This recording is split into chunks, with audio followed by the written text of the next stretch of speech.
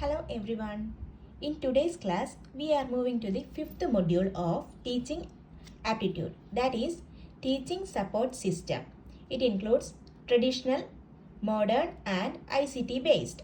First one is, what is Teaching Support System? Teaching Support System is the combination of different strategies, tools and means that helps teachers enhance the effectiveness of the teaching learning process. It is the tools and strategies used by the teachers to enhance teaching learning process. A good teaching support system provides teachers with a set of instructional aids for the standard and skills that students are not proficient in. There are different types of teaching support system available to the teachers. Means teaching support system are the tools and strategies that used by the teachers to improve the efficiency of teaching and students experience more learning. First one is traditional teaching support system.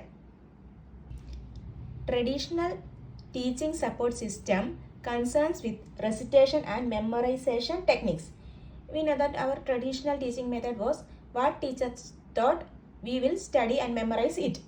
It involves conventional teaching structures where teaching used to be with chalk and talk method. Teachers teaching in conventional method using chalk and talk method. It is one-way communication between teacher and students. The features of this teaching method is teacher is the sole organizer of the learning activities. We know that teacher was only teaching and she is the sole organizer. Next one is one-way communication. We know that in traditional method, teachers was only communicating. Students are only listening. No, they are not responding. That one-way communication is from teacher to students. Third one is teacher is responsible to control class as well as teaching with the usage of blackboard, explain the concept, asking with the students to copy and make sure that students are paying attention. In this method, teacher is responsible to control the classroom, providing notes, teaching and explaining concepts. All are focused by teacher, all are controlled by the teacher. Fourth one is students revise their notes and memorize them. Students study what their teacher was given and memorize it. Next one is goal of this setting is to pass the examination. In traditional teaching method, they are only focusing how to pass the examination, not for understanding. Merits of traditional method. Method are easy to use. It was very easy to use. It was chalk and talk method. It was easy to use. The chances of technical glitches are really less. There was no need of technology in this teaching. Third one is no need to learn about the usage of computer based learning aids. In traditional teaching method, we use chalk and talk method. There was no need to study the usage of computer and other teaching aids. Demerits of traditional method. Lack of cooperativeness and collaboration. In traditional method, teacher was only talking and there was no group discussion or seminars, etc. Next one is more emphasis on result and exam. We already said that it was exam oriented study strategy. Third one is less emphasis on understanding the concepts.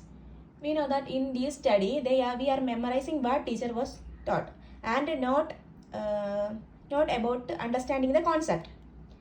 Next one is weak learners affect the most as they don't feel motivated. If teacher was studying, weak students do not feel motivation to study, they will suffer.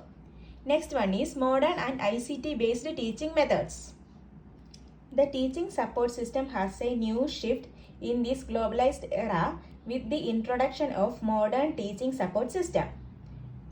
This includes instruments like computers, internet, electronic notebooks, online dictionaries, e-readers, laptop, computer educational games, online encyclopedias, PowerPoint slides and games. We know that in ICT based and modern teaching system, we use computers, internet, electronic devices, online dictionaries, computer-based studies, encyclopedias, PowerPoint slides, etc. Merits of modern teaching support system. It makes teaching more learner-centered. It was more learner-centered teaching methods. It is more emphasis to students and students' interest. Second one is student-friendly teaching and active participation. It was student-friendly teaching and students' active participation is involved in this study. Next one is knowledge is created rather than delivered. Here knowledge was self-gained rather than delivered.